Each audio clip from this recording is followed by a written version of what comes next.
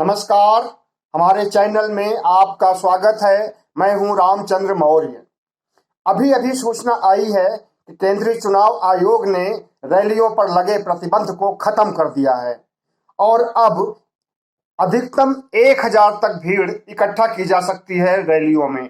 लेकिन सवाल उठता है कि जब चुनाव आयोग ने 5 लोगों के साथ घर घर जाकर के प्रचार करने की बात कही थी तो उसमें सैकड़ों लोग जाते थे, और अब जब 1000 के लिए छूट दी गई है तो क्या इसमें 1000 ही आएंगे? लाखों लोग नहीं आएंगे।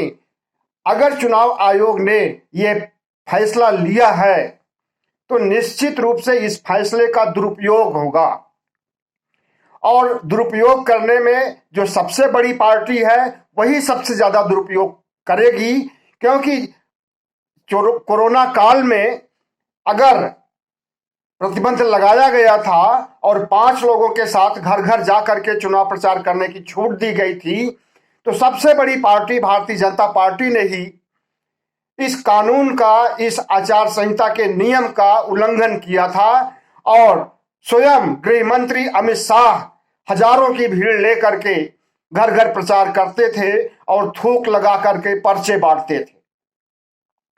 अब जब 1000 तक की रैलियों के लिए छूट दी गई है तो क्या कोरोना से खतरा नहीं उत्पन्न होगा? और क्या भीड़ 1000 ही रहेगी?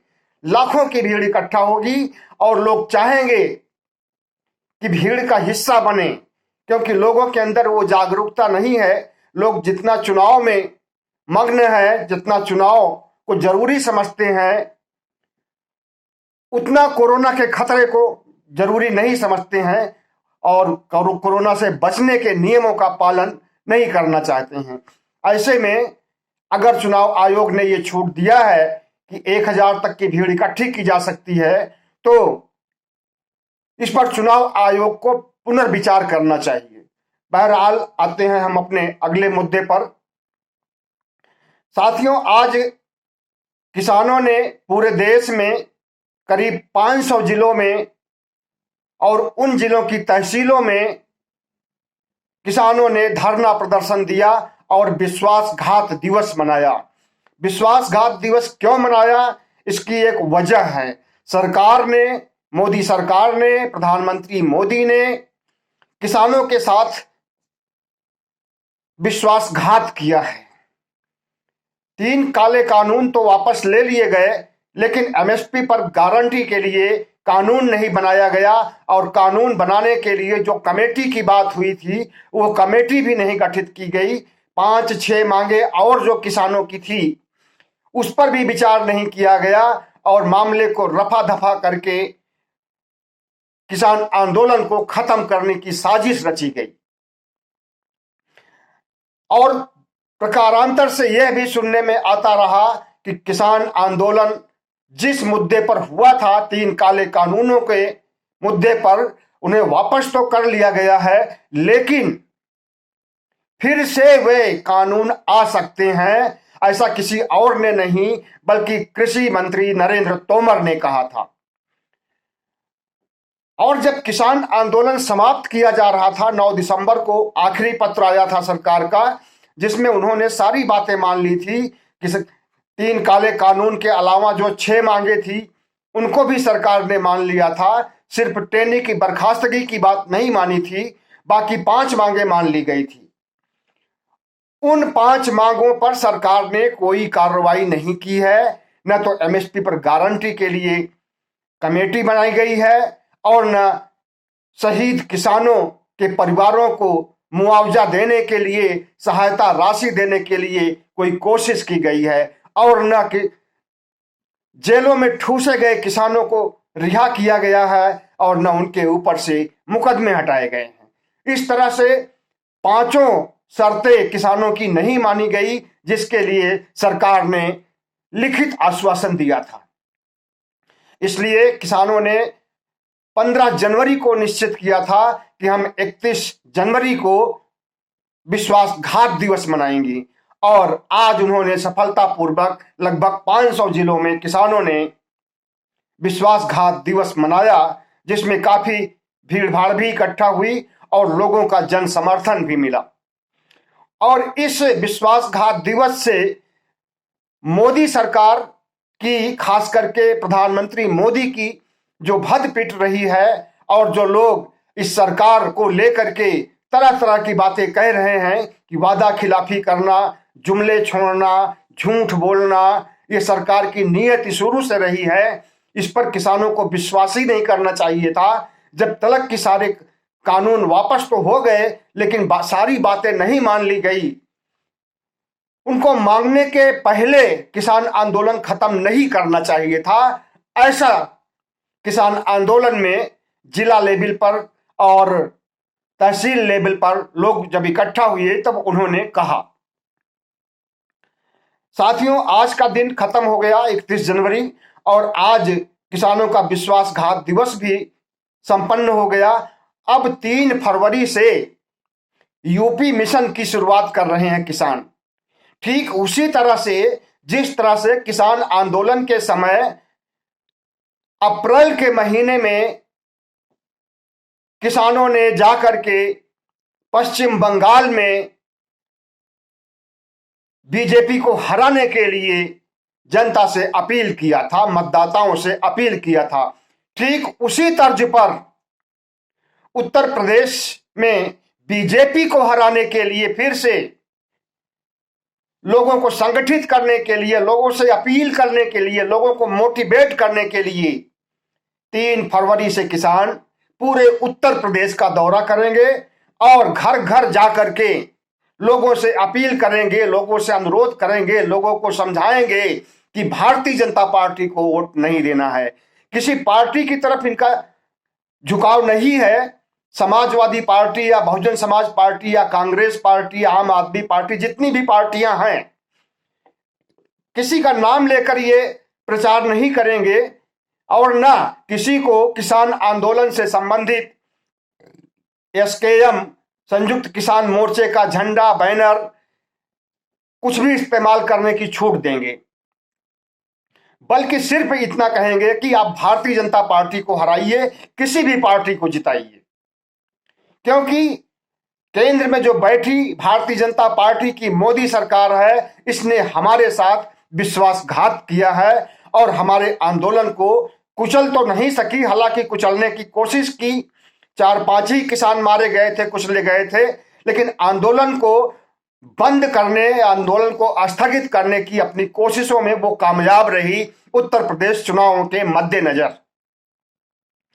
और जिस तरह से उसने लिखित गारंटी दिया था, उस लिखित गारंटी का भी जो है उसने पालन नहीं किया है और किसानों को धोखा दिया है।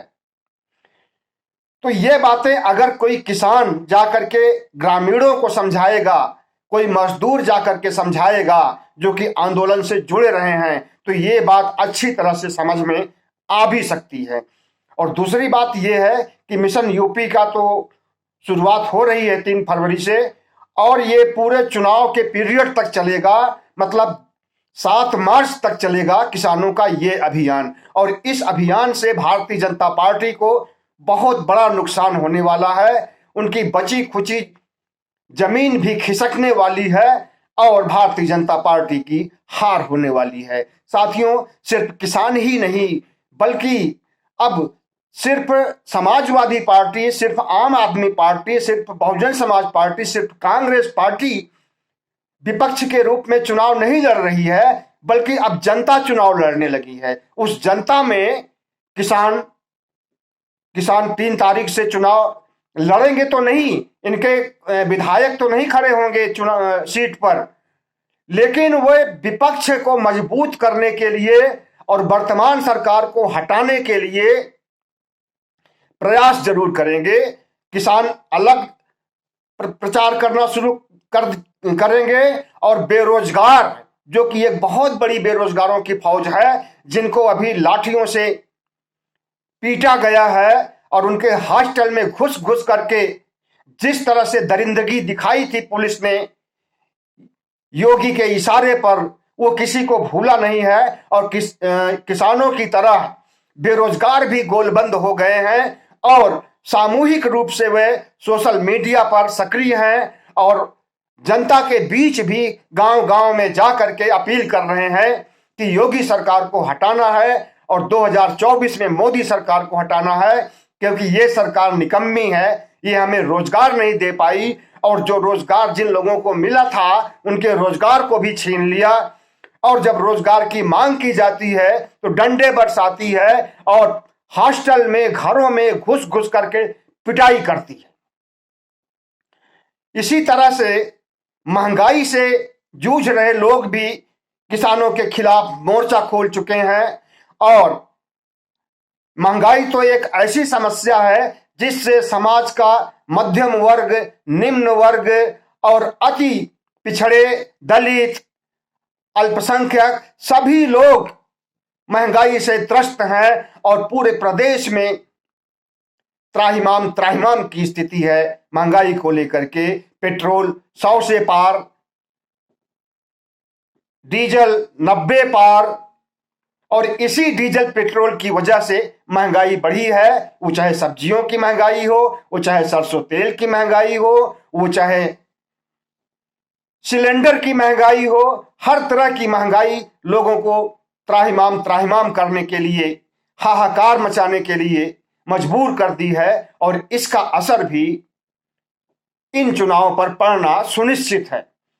तो आज का जो चुनाव लड़ा जा रहा है उत्तर प्रदेश सहित 5 राज्यों में, उसमें सिर्फ विपक्ष ही नहीं लड़ रहा है बल्कि जनता भी लड़ रही है। बेरोजगार लड़ रहे हैं, किसान लड़ रहे हैं, जिनके खेत को पशु नष्ट कर रहे हैं, आवारा पशु, उनकी भी लड़ाई है। क्योंकि सबसे ज्यादा अगर गांव में कोई समस्या है तो वो आवारा पशुओं की समस्या है। तो किसानों की लड़ाई और मजदूरों की लड़ाई में उन किसानों को भी शामिल किया जा सकता है जो मोदी सरकार के खिलाफ, योगी सरकार के खिलाफ वोट देने का मन बना चुके हैं। क्योंकि आवारा पशुओं की वजह से और इन आवारा पशुओं के उत्पन्न होने की सबसे बड़ी वजह योगी की ऐसी नीतियां हैं, योगी के ऐसे कानून हैं जिसकी वजह से पशुओं को कंट्रोल नहीं किया जा रहा है और पशुओं के लिए पशुशालाएं नहीं बनाई गई हैं। तो इसके लिए बीजेपी सरकार ही जिम्मेदार है। तो हर तरफ से चोट पड़ रही है भारतीय जनता पार्टी के ऊपर, वो चाहे किसान चोट कर रहे हो और वो चाहे आंदोलनकारी छात्र चोट कर रहे हो, वो चाहे कोरोना से मारे गए परिवार के लोग चोट कर रहे हो, वो चाहे महंगाई के मारे चोट कर रहे हो। तो इस तरह से हमें तो नहीं लगता कि भारतीय जनता पार्टी का छल बल करने के बाद भी, साम दाम दंड भेद अपनाने के बाद भी उसे विजय मिल सकती है। हाँ, अगर उसे विजय मिलेगी तो उसके ईवीएम की सेटिंग से विजय मिल सकती है। बाकी अब कोई भी रास्ता नहीं रह गया है। भारतीय जनता पार्टी को हराने के लिए चारों दिशाओं में प्रयास हो रहा है। सभी दिशाओं में लोग आक्रोशित हैं, गुस्से में हैं और हर लोग भारतीय जनता पार्टी को उखाड़ फेंकने के लिए संकल्प कर चुके हैं।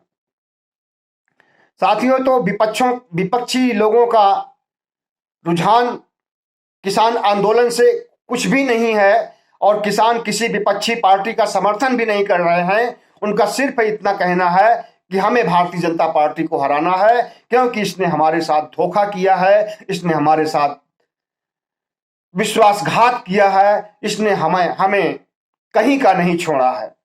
तो अब देखिए 10 फरवरी से चुनाव शुरू हो जाएंगे, वोट पड़ने शुरू हो जाएंगे और उसके पहले 3 तारीख से ही किसान भी उत्तर प्रदेश के गांव में, उत्तराखंड के गांव में, पंजाब के गांव में पहुंच करके भारतीय जनता पार्टी की मिट्टी पलीत करने के लिए संकल्प ले चुके हैं। और विश्वासघात दिवस आज जिस रूप में मनाया गया है उससे किसानों में बहुत बड़ा आत्मविश्वास दिख रहा है और भारतीय जनता पार्टी के खिलाफ माहौल बनाने में उनकी जो विचारधारा है उसे धार देने के लिए, उसे प्रभावी ढंग से जनता के बीच फैलाने के लिए उनकी पूरी कोशिशें हो रही हैं। वो कोशिशें आज भी हुई हैं और 3 तारीख से फिर से शुरू हो रही हैं। तो साथियों, बहुत बहुत धन्यवाद। हमारे चैनल को सब्सक्राइब कीजिएगा, लाइक कीजिएगा और शेयर कीजिएगा। आप शेयर करेंगे तो बहुत से लोगों के पास तक ये बात पहुंचेगी जो कुछ चल रहा है देश में, उत्तर प्रदेश में चुनाव के दौरान और उत्तराखंड में, 5 राज्यों में। और चुनाव आयोग का जो फैसला आया है कि 1000 तक भीड़ इकट्ठी की जा सकती है, इसे एक ढकोसला ही कहा जाएगा, एक पाखंड ही कहा जाएगा। चुनाव आयोग कोई कार्रवाई नहीं कर पाएगा क्योंकि सत्ता पक्ष के लोग ही इस कानून की, इस नियम की, इस संहिता की धज्जियां उड़ाएंगे। और जैसा कि उन्होंने अभी तक धज्जियां उड़ाई है और भारी भीड़ इकट्ठा करके अमित शाह ने जिस तरह से थूक लगा करके पर्चे बांटे हैं, उससे जनता में आक्रोश है। जहां पर इन्होंने थूक लगा करके पर्चे बांटे हैं, वहां पर कोरोना फैलने की आशंका बहुत ज्यादा बढ़ गई और लोगों ने इसको बहुत ही घटिया तौर तरीका माना है कि थूक लगा करके पर्चे बांटना। और इस पर लोगों ने विरोध भी किया था, लेकिन उनकी समझ में नहीं आया था। वो तो अपने अहंकार में डूबे हुए हैं और उनका अहंकार ही और उनका आत्मविश्वास ही उन्हें ले डूबेगा इन 5 राज्यों के चुनावों में। बहुत बहुत धन्यवाद।